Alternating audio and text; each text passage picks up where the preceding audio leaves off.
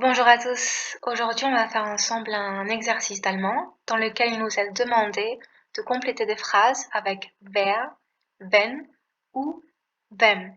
Ces trois mots veulent dire qui. Et si qui est un mot invariable en français, c'est pas le cas en allemand, étant donné qu'il se décline. C'est-à-dire qu'en fonction de sa place dans la phrase, il aura une forme différente. Un petit exemple rapide en français pour que vous compreniez la différence. Si en français je dis qui est là, là qui renvoie au sujet. Ok, donc en allemand ce sera du nominatif. Si je dis qui vois-tu, là le mot qui il renvoie à un COT. Par exemple, qui vois-tu? Tu vois, je sais pas, tu vois Thomas. Là, le sujet de la phrase c'est tu. D'accord? Donc ça peut pas être du nominatif qui là. Ça renvoie à un COD. Et si encore je dis à qui écris-tu, là en français le mot qui il renvoie à un COI. Exemple, à qui écris-tu? J'écris à ma mère, vous voyez, c'est un COI. Donc en allemand, ça se traduira en général par du datif. Dans l'exercice qu'on va faire tout de suite, il faut en fait se demander quel est le rôle du mot qui dans la phrase pour savoir s'il doit être au nominatif, à l'accusatif ou au datif. Donc commençons tout de suite. Comme d'habitude, je vais lire les phrases, les traduire et vous donner les réponses. Das ist unsere Lehrerin. Wer ist das? Pourquoi là c'est wer? Donc il y a écrit c'est notre professeur. Qui est-ce? Parce que là le mot qui il renvoie au sujet, donc c'est du nominatif. Der Hund gehört Martin. Wem gehört der Hund? Alors là ça change pas. Donc il y a écrit le chien appartient à Martin. À qui appartient le chien? Donc c'est du datif. Alors, ça, il faut juste savoir que le verbe gehören, en allemand, il est toujours suivi du datif, donc c'était forcément wem, à qui appartient le chien. D'ailleurs, même en français, c'est un COI. Ok. Hans und Jakob trinken einen Kaffee. Wer trinkt einen Kaffee? Alors, Hans et Jakob boivent un café. Qui boit un café? Donc là, pourquoi c'est wer? Parce que c'est du nominatif. Pourquoi? Parce que ça renvoie au sujet. Et peu importe que ce soit du pluriel, c'est du nominatif, donc il faut mettre wer. Okay, qui boit un café? Là, qui, c'est entre guillemets le sujet de la phrase. Ich rufe Monika an. Wen rufst du an? Alors, j'appelle Monica. Qui appelles-tu? Pourquoi c'est wen? Parce que là, c'est de l'accusatif, parce que ça renvoie à un COD, ça renvoie à Monika. Il faut savoir en allemand, que le verbe anrufen, il est suivi de l'accusatif. Donc c'est forcément wenn, puisque le sujet de la phrase, là, c'est quoi? C'est du.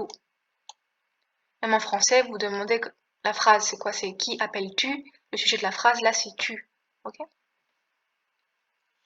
Du rufst Jakob an. Wer ruft Jakob an? Tu appelles Jakob. Qui appelle Jakob? Pourquoi là j'ai mis wer? Parce que là le mot qui il renvoie au sujet de la phrase. Ok? Mais en fait,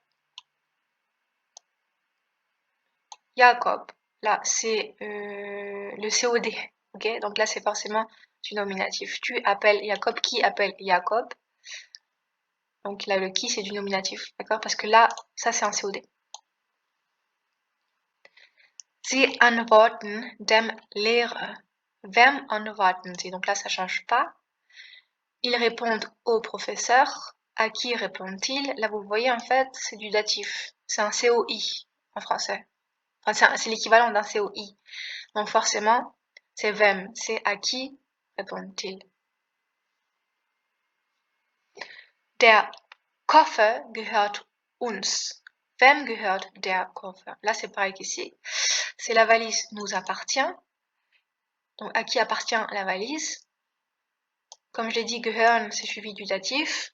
Donc, c'est forcément wem, à qui appartient der Koffer, puisque le sujet de la phrase, c'est quoi? C'est der Koffer, la valise. Sie spielt Klavier. Wer spielt Klavier? Donc, elle joue du clavier. Qui joue du clavier?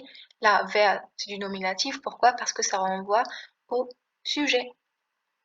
Ich liebe Hans. Wen liebst du? J'aime Hans. Qui aimes-tu? Donc là, le sujet de la phrase, là, qui aimes-tu, c'est quoi? C'est tu. Donc déjà, ça peut pas être du nominatif. Et le verbe aimer, c'est suivi d'accusatif. Comme en français, c'est suivi d'un COD. Ok, je t'aime. J'aime qui? J'aime toi. C'est un COD.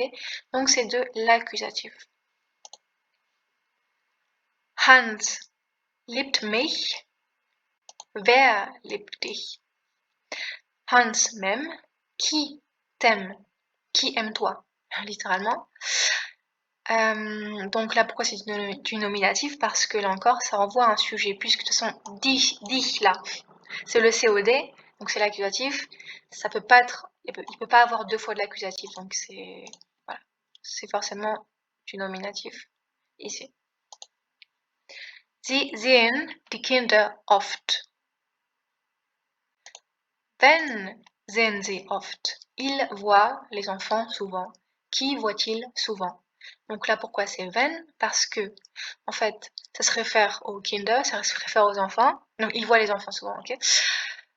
Donc, c'est forcément de l'accusatif ici, puisque le sujet, il est là, ok? Même en français, c'est comme ça, c'est qui voit-il souvent? Ça se réfère à un COD, donc c'est forcément de l'accusatif. Ich bin Fritz. Wer bist du? Je suis Fritz. Qui es-tu? Et là, ça renvoie au sujet. Ouais, là, ça renvoie au sujet. Mais là, c'est vrai, vous pouvez me demander, mais pourtant, le bisou, là, le doux, c'est là le sujet, je sais, mais en fait, ça renvoie à la même chose. C'est un. Je sais pas comment dire. Dire que c'est un attribut du sujet, je sais pas si c'est juste. Enfin, bref. C'est du nominatif ici. Du hilfst Jakob. Wem hilfst du? Donc là, c'est bien wem, parce que le verbe helfen, en allemand, il est suivi du datif. En fait, littéralement, en allemand, on dit j'aide à quelqu'un. Ok? Donc, j'aide Jacob. Non, tu aides Jacob, pardon. Qui aides-tu? C'est forcément du datif. Parce que là, en fait, Jacob, même si ça se voit pas, c'est du datif. Hans trifft Anna.